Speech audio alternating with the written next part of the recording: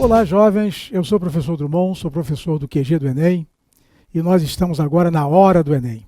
Eu sou professor de Biologia e nós vamos fazer uma questão a respeito de algo que é extremamente cobrado no Enem, que é a citologia.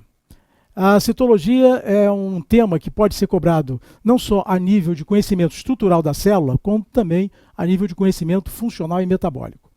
No caso aqui, a questão, que é uma questão de 2015, ela versa exatamente sobre o conhecimento estrutural da célula e sobre o conhecimento funcional da célula.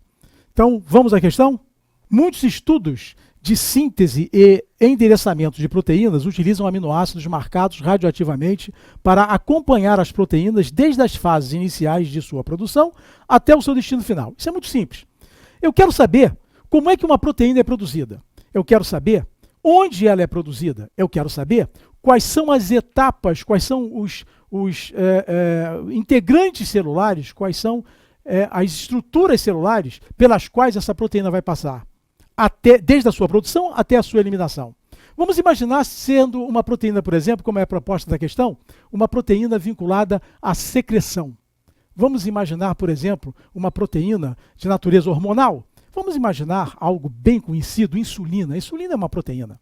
Então, veja bem, se eu marcar um dos aminoácidos da insulina com um carbono radioativo e acompanhar a trajetória desse aminoácido desde a sua chegada à célula até a eliminação final da insulina, onde eu vou encontrar esse aminoácido e em que tempo? Tem uma sequência, Na hora em que eu largo um aminoácido dentro da célula radioativo, e ele sendo um integrante estrutural da molécula de insulina, onde é que eu vou vê-lo primeiro? Ora, senhores, onde é que são sintetizadas proteínas?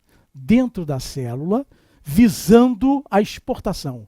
Qual é o compartimento celular que detém essa capacidade de sintetizar proteínas? Você vai se lembrar. Retículo endoplasmático rugoso. É aquele conjunto de cisternas que tem aqueles pontinhos, que são os ribossomos, adsorvidos às suas membranas. E é exatamente ali que nós teremos o início da síntese proteica. O aminoácido vai ser encaminhado ao retículo, porque é ali que esses aminoácidos são polimerizados, encadeados para produzir a proteína. No caso, a insulina ainda da sua forma bruta. Depois que a insulina é produzida no retículo endoplasmático, ela passa para qual compartimento? Qual seria a sequência dessa história? Depois, algum lugar onde ela será compartimentada e processada. Qual é o elemento celular que compartimenta e processa finalmente as moléculas produzidas na célula ainda de forma bruta? Ou seja, o compartimento que faz a lapidação da molécula. Aparelho de Golgi. Ou aparelho golgiense. Se não sabia, agora você sabe. Tudo que é produzido na célula, antes de ser secretado, eliminado, passa pelo aparelho de Golgi.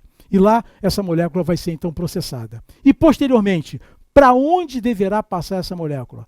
Com certeza para as vesículas próprias que deverão eliminá-la na superfície da célula, vesículas essas que brotam do complexo de Golgi, ou aparelho de Golgi, como você queira, e que nós chamamos de vesículas de secreção. Então a sequência, meu caro, vai ser, primeiro lugar, retículo endoplasmático rugoso, segundo lugar, complexo de Golgi e terceiro lugar, vesículas de secreção. Como é que ele propõe a resposta? Vamos ler o finalzinho daqui. Esses ensaios foram muito empregados para o estudo de caracterização de células secretoras, conforme eu te falei, célula secretora, célula endócrina, no caso do pâncreas, que está produzindo a insulina.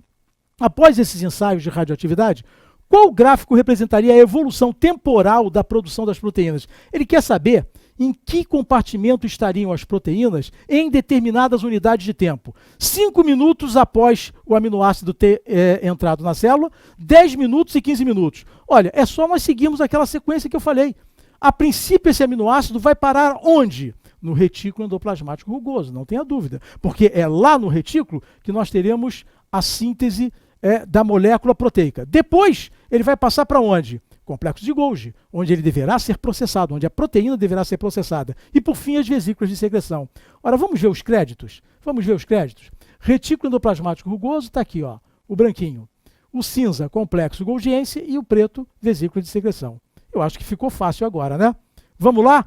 Nos primeiros 5 minutos após o ingresso do aminoácido, onde é que eu tenho que ver a maior concentração de aminoácido radioativo? No retículo endoplasmático. Então, o retículo endoplasmático no início está aqui, ó, 5 minutos. E depois, para onde passa essa proteína ainda na sua forma bruta para ser lapidada?